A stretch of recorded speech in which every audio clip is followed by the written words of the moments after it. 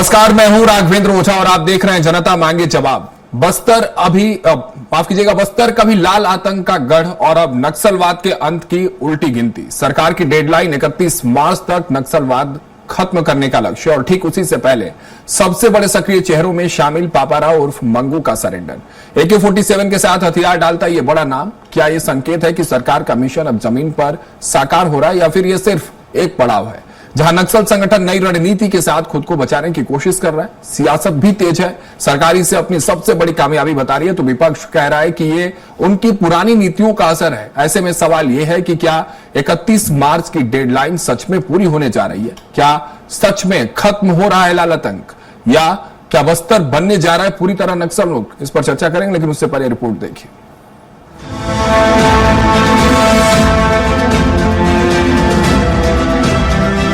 बस्तर जो कभी नक्सल हिंसा का गढ़ माना जाता था, अब उसी बस्तर से नक्सलवाद के अंत की तस्वीर सामने आ रही है।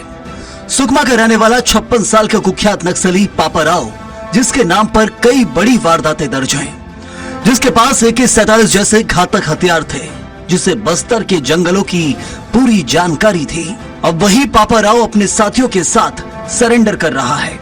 बताया जा रहा है कि वह DKZCM का मेंबर था, पश्चिम बस्तर डिवीजन कमेटी का इंचार्ज और दक्षिण सब जोनल ब्यूरो का सदस्य था, यानी संगठन का बड़ा चेहरा। बात करें पिछले 1 साल की तो सुरक्षा बलों ने नक्सल संगठन की कमर तोड़ दी। माडवी, हिडमा, बसव राजू जैसे बड़े नाम खत्म हुए तो भूपति, रूपेश जैसे कई बड़े चेहरों ने हथियार डाल दिए। अब पापाराव का सरेंडर इस बात का संकेत माना जा रहा है कि बस्तर में सशस्त्र नक्सलवाद अपने आखिरी दौर में है।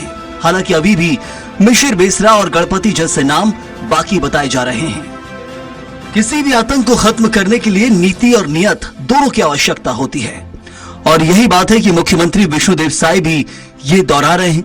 उनका कहना है कि PM और गृह मंत्री के संकल्प से नक्सलवाद खत्म हो रहा है।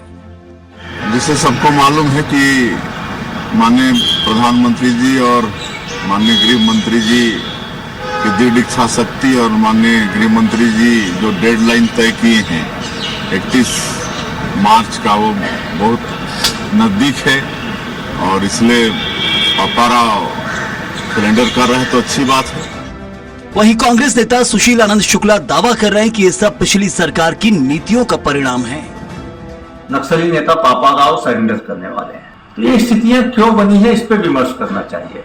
पिछले 5 साल पहले जब कांग्रेस की सरकार थी तो कांग्रेस की सरकार ने जो विश्वास, विकास और सुरक्षा का मूल मंत्र लेके एक योजना बनाया था नक्सलवाद से निपटने के लिए, आज ये उसी के परिणाम है। डिप्टी CM विजय शर्मा का कहना है कि अब छत्तीसगढ़ में सशस्त्र नक्सल आंदोलन लगभग खत्म हो चुका है। पापाराव वो अपनी पूरी टीम के साथ आज पुनर्वास करने वाला है, तो वो पुनर्वास उसका हो जाएगा तो तकनीकी तौर पर हम स्पष्ट रूप से कह पाएंगे अब छत्तीसगढ़ की सीमा प्रांत में इस लेवल का, DKZC लेवल का या उससे भी नीचे लेवल का कोई नक्सली अब नहीं है। पार्टी मेंबर लेवल के या एरिया कमेटी लेवल के जो मेंबर्स हैं नीचे, वो कहीं ना कहीं सेटल हैं, दम का रखा सामान वो कहीं जुड़ गए सबके साथ, और सशस्त्र अब वो नहीं। बहरहाल बस्तर में नक्सलवाद के अंत की तस्वीर तेजी से साफ होती दिख रही है। कुख्यात नक्सली पापाराव के सरेंडर ने इस लड़ाई को निर्णायक मोड़ दे दिया है। सरकार इससे अपनी रणनीति की सफलता बता रही है तो विपक्ष इससे अपनी नीतियों का परिणाम मान रहा है। सवाल यही है, क्या बस्तर सच में नक्सल मुक्त हो गया या सियासी जंग अभी बाकी है? जवाब वक्त देगा, लेकिन फिलहाल बस्तर से आती ये तस्वीर बदलाव की कहानी जरूर बयां कर रही है। स्वराज एक्सप्रेस के लिए रायपुर से दिलीप साहू की रिपोर्ट। तो चलिए चर्चा करने के लिए सारे खास मेहमान हमारे साथ जुड़ चुके हैं, उनका परिचय करवा देता हूं। राजीव चक्रवर्ती जी भारतीय जनता पार्टी के प्रवक्ता हमारे साथ जुड़े हैं, अमित श्रीवास्तव जी कांग्रेस प्रवक्ता हमारे साथ जुड़े हैं, बाबूलाल शर्मा जी वरिष्ठ पत्रकार है हमारे साथ जुड़े हैं। आप तीनों का बहुत बहुत स्वागत है। राजीव जी, शुरुआत आपसे करता हूं। आपने कुछ नहीं किया, जो भी हो रहा है हमारी पुरानी नीतियों की वजह से हो रहा है। नक्सलवाद की तस्वीर हालांकि बदल रही है, ये बात कांग्रेस अब स्वीकारने लगी है, ये एक सुखद तस्वीर जरूर है। हालांकि पहले ये लोग कहते थे कि नैरेटिव सेट करने की कोशिश आप कर रहे हैं, लेकिन अब जो बात कह रहे हैं अमित श्रीवास्तव जी, इनकी जो पार्टी कह रही है कि इनकी पुरानी नीतियों और रणनीतियों के आधार पर तस्वीर बदल रही है। राजीव जी, शुरुआत आपसे कर रहा हूं। राघव जी, देखिए, नक्सलियों का सबसे ज्यादा जो विरोध होता था be for political party, press और पुलिस और जो पब्लिक एडमिनिस्ट्रेशन से जुड़े हुए लोग हैं। ठीक है, कांग्रेस अगर थोड़ा सा श्रेय लेने की कोशिश करती है तो हम उनको देते हैं और ठीक है, वो श्रेय लेते हैं तो धन्यवाद।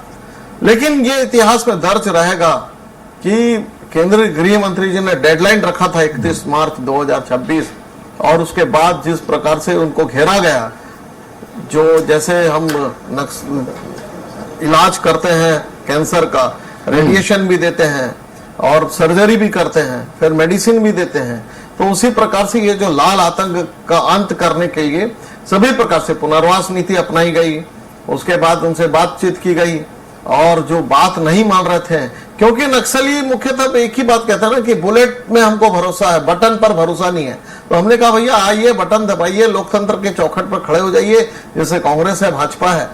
तो अब वो जो नहीं मानते थे उन्हें बुलेट खानी पड़ी और जो मान रहे थे वो बटन की ओर आ रहे हैं, लोकतंत्र की ओर वापसी है। ये बहुत सुखद है और देखिए इसके लिए बहुत शहादत हुई है। कांग्रेस पार्टी ने भी शहादत दी है, भाजपा ने भी शहादत दी है, भीमा मंडावी से लेकर तमाम लोग, तमाम नेता और जो पुलिस के लोग, जो हमारे जवान शहीद हुए हैं, सब लोगों को हम नमन करते हैं और वो सुखद भविष्य की ओर चलते हैं कि जहां जैसे हम सीमा पार आतंक को खत्म किए हैं और देश के अंदर चलित इस लाल आतंक के अंत की ओर हम चल पड़े हैं। ठीक है अमित जी, आपका रुक कर रहा हूं। ये तो कह रहे हैं कि ट्रीटमेंट किया इन्होंने प्रॉपर, जैसे कैंसर का इलाज होता है, एकदम सर्जरी वर्जरी की है प्रॉपर, उस टाइप के ट्रीटमेंट कर रहे हैं, उसका नतीजा। लेकिन आप कह रहे हैं कि नहीं भाई साहब, जो 5 साल पहले हमने जो आधार रखी थी उस पर तस्वीर बदल रही है। तो ये क्रेडिट की लड़ाई है या छत्तीसगढ़ की तस्वीर बदलने की लड़ाई इसमें कहा जाए? अमित जी देखिए राघव जी, सबसे पहले तो मैं बता दूं कि कुछ मुद्दे राजनीति से परे होते हैं, उसमें ये मुद्दा हम मानते हैं। कोई क्रेडिबिलिटी, कोई राजनीति कहते हैं ना, श्रेय का लड़ाई नहीं है ये। और मैं आपके माध्यम से कहना चाहता हूं कि देश के गृह मंत्री जी आए थे 2023 5 अप्रैल को और उन्होंने कहा था कि सभी सरकारें अच्छा काम करती हैं और ये राष्ट्रीय समस्या और हम सब मिलकर इसको खत्म करेंगे। ठीक है, मतलब उन्होंने भी माना था कि हमने भी अच्छा काम किया, सरकार अच्छा काम कर रही थी। 14 जिलों से जो जिलों तक हमने लाया था विकास, विश्वास और सुरक्षा को मापदंड मांग के, तो ये श्रेय की लड़ाई तो नहीं है, ये आपको बता दूं। और 3 करोड़ छत्तीसगढ़िया ये चाहते हैं कि ये लाल आतंक का जो साया है वो छत्तीसगढ़ से जाए और इसके लिए हमने भी प्रयास किया, आज भाजपा भी प्रयास कर रही है। लेकिन छत्तीसगढ़ में ये आज जो खबर आई कि कुख्यात नक्सली पापाराव सरेंडर कर रहे हैं अपने 17 साथियों के साथ, देखिए ये एक बड़ी उपलब्धि के रूप में भाजपा जरूर इसे पेश कर रही है। लेकिन सुरक्षित सवाल छत्तीसगढ़ के हैं कि क्या ये सरेंडर से, कुछ एनकाउंटर से क्या नक्सलवाद खत्म हो जाएगा? क्या ये केवल कहीं रणनीति बदलने का तो खेल नहीं है, संकेत नहीं है सर? और ये जमीनी सच्चाई क्या है? मुझे एक चीज कहना है राजू जी से। राजू जी विद्वान प्रवक्ता है, मेरे अभिन्न मित्र है। राजू जी, बंदूक से आप विश्वास नहीं जीत सकते, निश्चित तौर पे ये आप मान लीजिए। बड़ा सवाल यही है कि अभी गन खत्म हो रहा है और ये बिल्कुल ठीक बात, ये हमारा भी मानना है कि जिनका लोकतंत्र में विश्वास नहीं है, जिनका गणतंत्र में विश्वास नहीं है, जो गणतंत्र में विश्वास करते हैं, बंदूक पे विश्वास करते हैं, उनसे वैसा ही ट्रीटमेंट करना चाहिए जैसा वो चाहते हैं। दूसरा, 1500 से ज्यादा नक्सलियों को आपने सरेंडर करवाया, ऐसा आप कहते हैं, लेकिन बड़े लीडर कुछ मारे भी गए हैं। लेकिन मैं फिर आपके माध्यम से कहना चाहता हूं कि क्या नक्सलवाद की जड़ें खत्म हो गई? क्या अर्बन नक्सली जो है, जो इनकी सोच होती है, उस पे आपने क्या अटैक किया, उसके लिए आपने क्या रणनीति अपनाई? और तीसरा, क्या बेरोजगारी, विस्थापन और शोषण खत्म हो गया? निश्चित तौर पे जब तक ये सवाल जिंदा रहेंगे, तब तक, जब तक हम वहां की जनता ये ना कहे कि ये सारे सवालों के जवाब मिल गए हैं और नक्सलवाद हम तब मानेंगे खत्म हुआ है। लेकिन मैं फिर आपके माध्यम से कह दूं कि कांग्रेस ये कहना चाहती है कि बंदूक से नहीं, भरोसे से जीती जाती है जंग, और निश्चित तौर पे हर वो चीज अपनाना चाहिए जिससे वहां पर शांति स्थापित हो। ठीक है अमित जी, ये भी आप बता दीजिए कि आज से 5 साल पहले की जो आप लोग बात करते हैं, उस समय कौन सी भरोसे की आपने विसात बिछाई थी, जिसका राग आप वो गीत आप आज भी गा रहे हैं, कह रहे हैं कि नहीं वही रणनीति अच्छी थी, वही नीति अच्छी थी, बीजेपी तो सिर्फ उसी नीतियों पर चल रही। वो भी बताइए ना, सिर्फ ये कह देना कि ये अच्छा नहीं है या राजीव जी की सरकार अच्छा नहीं कर रही है या इसके आगे अच्छा नहीं होगा, ये कहकर बचना हो जाएगा। आपने क्या अच्छा किया था जो ये नहीं कर रहे हैं, और अगर ये करे तो अच्छा हो जाए, ये भी सुझाव दे दीजिए, फिर राजीव जी आपके पास आता हूं। देखिए, निश्चित तौर पे बहुत अच्छा प्रश्न आपने किया, साधुवाद। देखिए, विकास, विश्वास और सुरक्षा को मापदंड हमने मान के काम किया। जब आदिवासी भाइयों की जमीन टाटा स्टील प्लांट ने कह दिया था 2013 में हम प्लांट नहीं लगाएंगे, और 2018 तक इनकी सरकार थी, हमने उस जमीन को लौटाया, किसानों में विश्वास आया। ये तो हमारी अपनी सरकार है।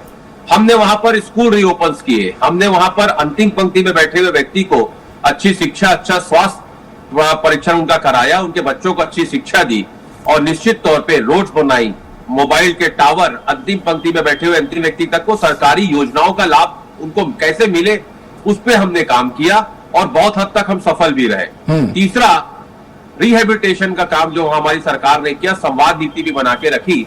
और तीसरा, विकास हुआ, वहां पर जो विकास से वो जुड़े, जब तक उनके बच्चों को शिक्षा मिलना चालू हुई, उनके स्वास्थ्य की हमने चिंताएं की।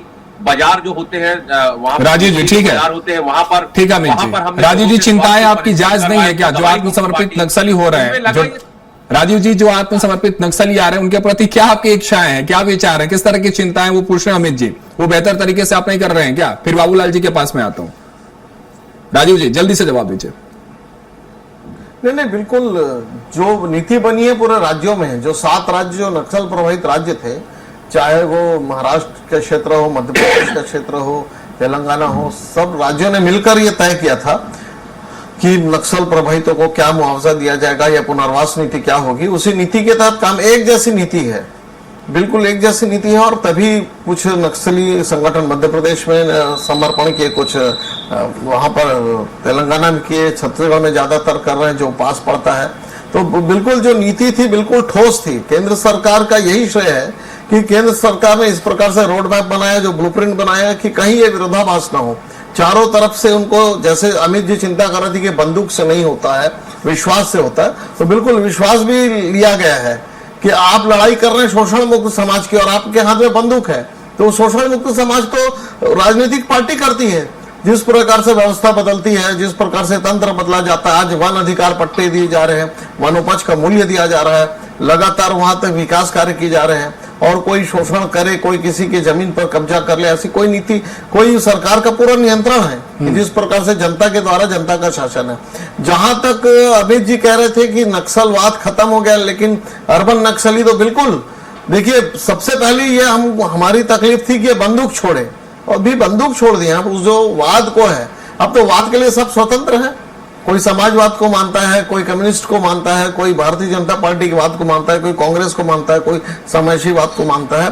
तो वाद अपने घर पर चलाएं, लेकिन अगर हम मैदान पर हैं, गांव में हैं, तो विकास को समझना पड़ेगा। राजनीतिक दल के नीतियों से आपको सहमत होना पड़ेगा, गणतंत्र पर विश्वास करना पड़ेगा। और बिल्कुल अब वो माहौल और वातावरण बन गया है कि गणतंत्र की तरफ बस्तर लौट रहा है। और पूरा जो तिरुपति से जो कॉरिडोर था, पशुपति से तिरुपति तक, वो एक तस्वीर साफ हो गई कि अब लाल आतंक का अंत हो चुका है। ठीक है, कितना माहौल बना है समझते हैं। बाबूलाल शर्मा जी का अपने एक अलग अनुभव रहा है, लंबा समय आपने राजनीति को भी देखा वहां। बाबूलाल शर्मा जी, आप नक्सलवाद के भी बदलते स्वरूप को आपने करीब से देखा, एक लंबा अनुभव। क्या लग रहा है, किस तरह का माहौल सेट हो रहा है अब छत्तीसगढ़ में नक्सलवाद को लेकर? अगर खास तौर से बात करें, क्या तस्वीरें बदल रही हैं? और एक जो सबसे बड़ा प्रश्न चिन्ह है कि भारतीय जनता पार्टी की तरफ से जो डेडलाइन तय कर दिया गया है, और उस डेडलाइन से पहले ये बड़ी बड़ी जो तस्वीरें आ रही हैं, बड़े बड़े नक्सलवाद के जो चेहरे हैं वो सरेंडर कर रहे हैं, तो इसको लेकर क्या कुछ आपको लग रहा है कि वो डेडलाइन से पहले क्या लाल आतंक से मुक्त बस्तर हो जाएगा, या उसके आगे की कहानी अभी बाकी है? बाबूलाल जी, देखिए, भाजपा की डेडलाइन समाप्त होने में मात्र 7 दिन शेष है, और पापाराव अंतिम प्रमुख लीडर भी सरेंडर कर रहे हैं। ये बड़े लीडरों में पापाराव बड़ा नाम है। साथ में उनकी टीम भी आई है, हथियार भी सरेंडर किए हैं। ये है तो एक बड़ी उपलब्धि, इसमें कोई शक नहीं है। और अब कहा जा सकता है कि जो डेडलाइन तय है उस समय तक के जो है ये लक्ष्य को प्राप्त किया जा सकता है। ये अब उम्मीदें जग गई हैं। अब हम कह सकते हैं कि शेष बचे हुए जो नक्सली है वो ब्रेनलेस हो चुके हैं, क्योंकि जो उनके ब्रेन थे वो यही बड़े नेता लोग थे। ये खत्म हो रहे हैं, ये वापस आ रहे हैं। इनमें कई तो मारे गए, कई लोग गिरफ्तार हुए, कई लोग सरेंडर कर दिए। ये स्थिति जो है निश्चित रूप से उनका ब्रेनलेस, अगर कुछ लोग बचे हुए भी हैं तो उनके पास अब सोचने की शक्ति नहीं है कि हम किस तरह की लड़ाई लड़ें। एक चीज, दूसरी चीज ये है, पापाराव अब जो बचे हुए लोगों में सबसे बड़े लीडर थे वो भी सरेंडर कर रहे थे। इससे आप मान के चलिए कि अब दिशा निर्देश देने वाले जो है लीडर वहां उनके पास नेतृत्व के रूप में नहीं है। कुछ लोग हैं अभी भी, लेकिन वो क्या कर पाएंगे ये समय बताएगा। देखिए, विचारधारा कभी समाप्त नहीं होती। नक्सली समाप्त हो गए वाली बात है, डेडलाइन दिया है आपने, लेकिन विचारधारा जो है नक्सलियों की वो समाप्त नहीं होती। बहुत पहले मुझे याद है, अरविंद नेताम सांसद हुआ करते थे, वो एक बात कहा करते थे हमेशा, ये नक्सली अच्छा काम कर रहे हैं बशर्ते ये कंधे से बंदूक हटा दें, बाकी सारे काम इनके अच्छे हैं, सिर्फ बंदूक जो है, बंदूक से लोगों को मारना जो है एकदम गलत है।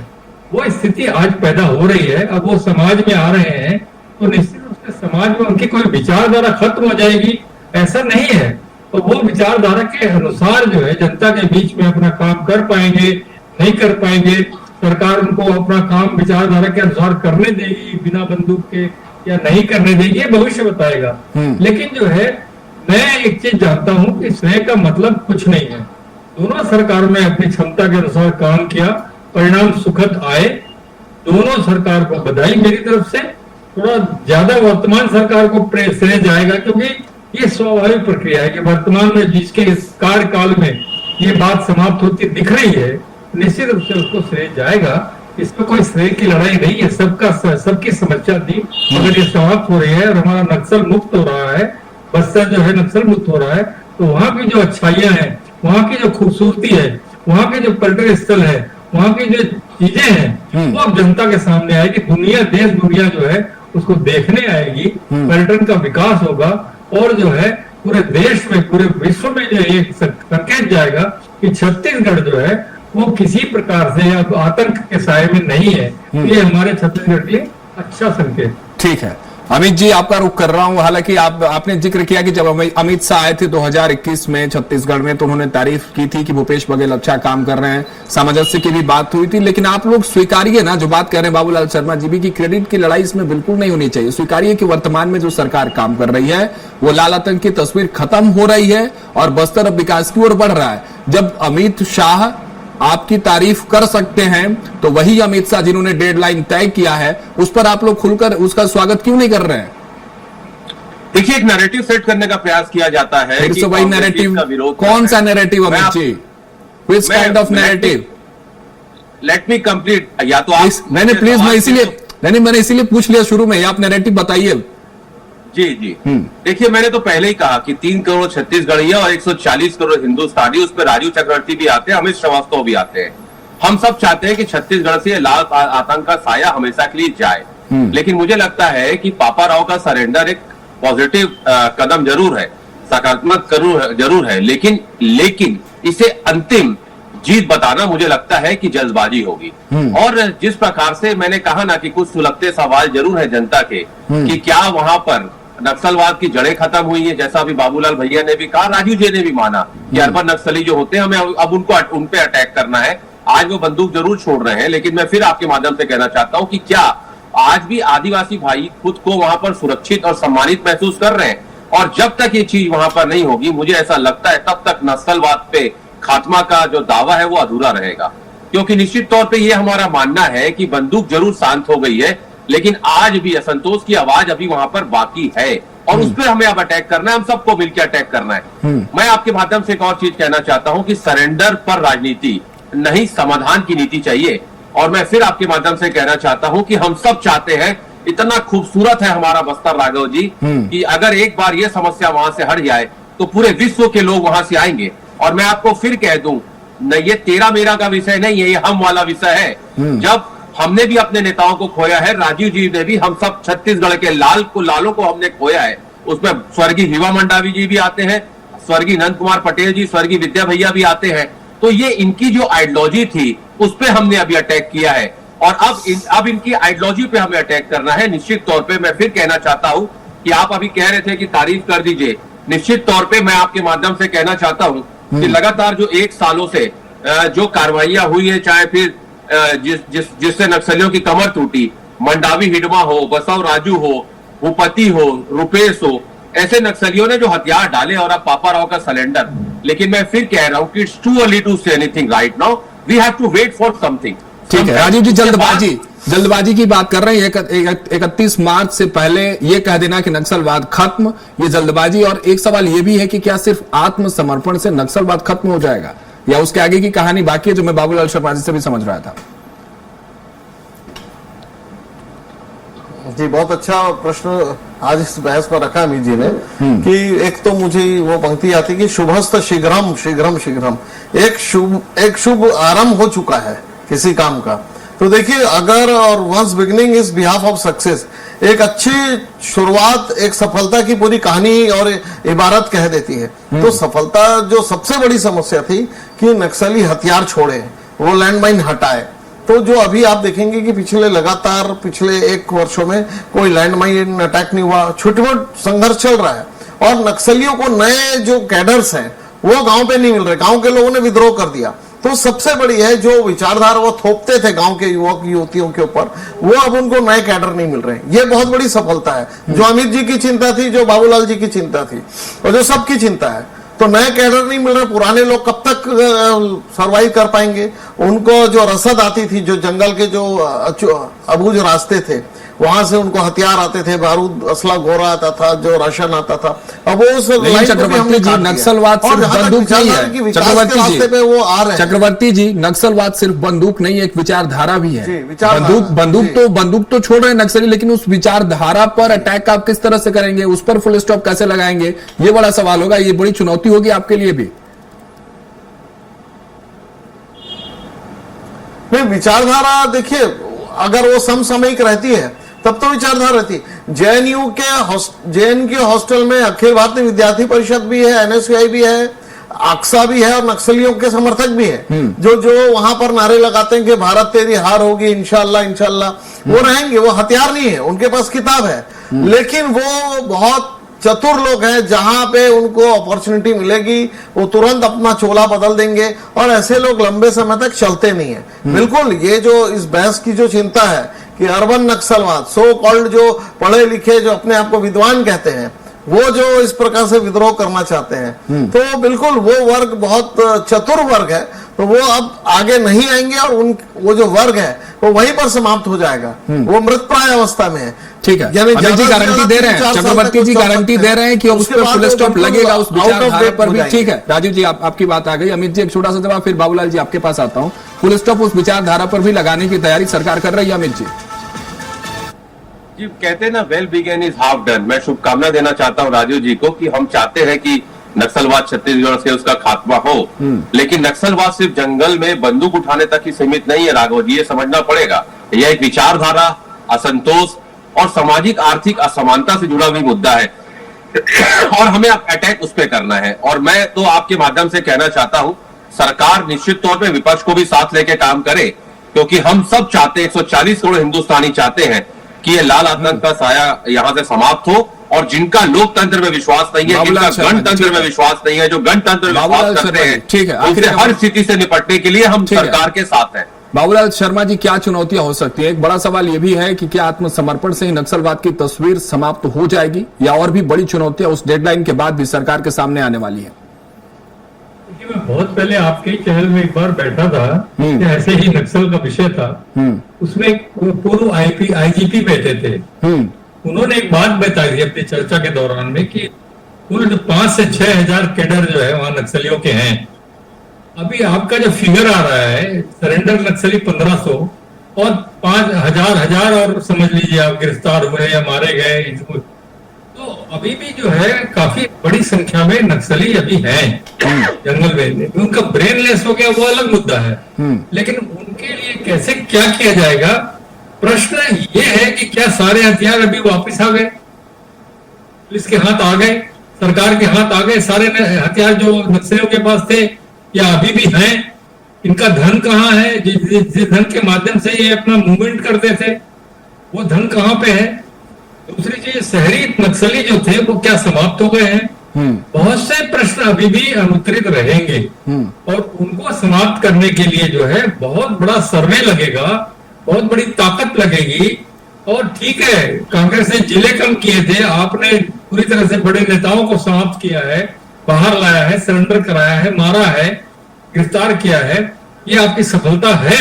लेकिन पूरी तरह से नक्सलवाद समाप्त हो गया ऐसी घोषणा कौन सी तारीख को कर पाएंगे, जब तक बचे हुए नक्सली जंगल में हैं, उनके मूवमेंट्स क्या होते हैं ये पता न लग जाए। जी चलिए बिल्कुल चक्रवर्ती जी, उम्मीद है कि जो बाबूलाल शर्मा जी बात कर रहे हैं और जो अमित जी भी बात कर रहे हैं, जिन चुनौतियों की बात हुई है उस पर चिंतन मंथन जरूर होगा आगे और पूरी तरह से बस्तर लाल आतंक से मुक्त हो, ये सबकी ख्वाहिश है, ये सबकी दुआएं भी हैं। अमित जी भी यही चाहते हैं, बाबूलाल शर्मा जी भी यही चाहें और मैं भी यही चाहता हूं कि बस्तर लाल आतंक से मुक्त हो। जो तस्वीर पहले बनती थी नक्सलवाद की मानस पटल पर, वो धुंधली ना हो, पूरी तरह से समाप्त हो जाए और बस्तर जिस तरह से जितना खूबसूरत है उसी खूबसूरती को देखने के लोग देश विदेश से वहां पहुंचे और जिन चुनौतियों की बात हुई उस पर काम की जाए। बहुत शुक्रिया राजीव जी हमारे साथ जुड़ने के लिए। अमित श्रीवास्तव जी आपका बहुत बहुत शुक्रिया। बाबूलाल शर्मा जी आपका बहुत बहुत शुक्रिया हमारे साथ जुड़ने के लिए इस खास चर्चा में।